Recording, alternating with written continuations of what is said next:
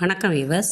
இன்றைக்கி நம்ம அமிர்தம் அம்மாள் சேனலில் கிராமத்துலலாம் மட்டன் குழம்பு எப்படி கமகமன்னு மணக்க செய்கிறாங்கங்கிறத நம்ம இந்த வீடியோவில் பார்த்து தெரிஞ்சுக்கலாம்.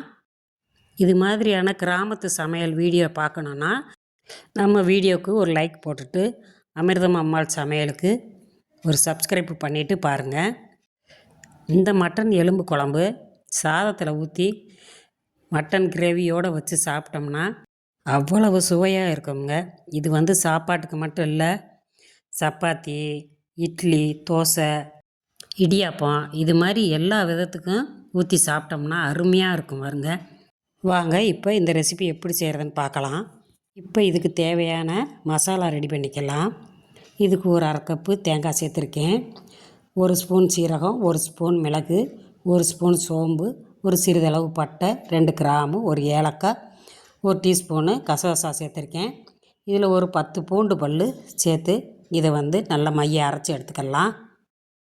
ஒரு கடாயில் 2 ஸ்பூன் எண்ணெய் சேர்த்து ஒரு 100 கிராம் சின்ன வெங்காயம் சேர்த்து வதக்கிடலாம். இது நல்லா பச்சை வாசம் போகிற அளவுக்கு நம்ம வதக்கிடணும். இப்போ நம்ம அரைச்சி வச்சுருக்க மசாலாவில் இந்த வெங்காயத்தையும் சேர்த்து போட்டு நல்லா பேஸ்ட்டு போல் அரைச்சி எடுத்துக்கலாம். இந்த வெங்காயம் சேர்த்து நம்ம செய்யும்போது குழம்பு அவ்வளோ வாசமாக இருக்கும். இது இப்போ நல்லா அரைச்சி எடுத்துக்கிடுவோம். இந்த அளவுக்கு அரைச்சி எடுத்துக்கோங்க. இதை ஒரு பவுலில் சேர்த்துக்கலாம். இப்போ குக்கர் அடுப்பில் வச்சுருக்கேன். அதில் ஒரு 3 ஸ்பூனு நல்லெண்ணெய் சேர்த்துக்கலாம். இப்போ தாளிக்கிறதுக்கு 1 ஸ்பூன் சோம்பு, ஒரு பட்டை, 2 கிராம்பு, ஒரு ஏலக்காய், அன்னாச்சிப்பூ, பிரியாணி இலை இதெல்லாம் சேர்த்து நல்லா பொரிய விட்டுறலாம். நல்லா கழுவி சுத்தம் பண்ணி மட்டன் எலும்பு நான் ரெடியாக வச்சுருக்கேன். அதையும் சேர்த்து போட்டு நம்ம இதை வதக்கிடலாம். இதில் நல்லி எலும்பு, சூப் எலும்பு, சிலிப்பி குடல் இதெல்லாம் சேர்த்து போட்டு நல்லா வதக்கி பச்சை வாசனை போகிற அளவுக்கு வதக்கிடணும்.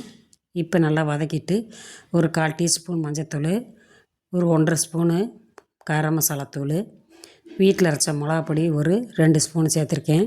நீங்கள் காரத்துக்கு தகுந்தாப்பில் சேர்த்துக்கோங்க. இதை நல்லா சேர்த்துட்டு இது எல்லாத்தையும் ஒன்றா கலக்கி விட்டுருங்க.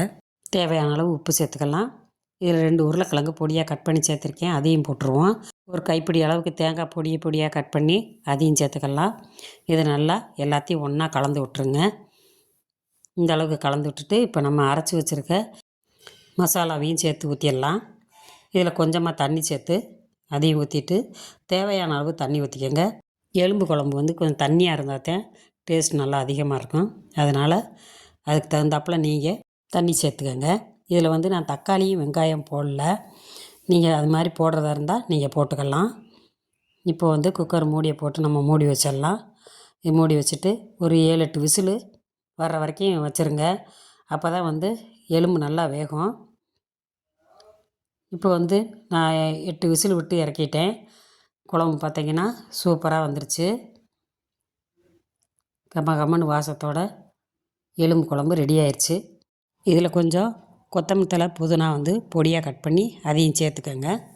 இந்த வீடியோ உங்களுக்கு பிடிச்சிருந்துச்சின்னா நம்ம சேனலை மறக்காமல் லைக் பண்ணுங்கள். அப்படியே சப்ஸ்கிரைப் பண்ணிடுங்க. உங்கள் ஃப்ரெண்ட்ஸுகளுக்கெல்லாம் ஷேர் பண்ணி விடுங்க.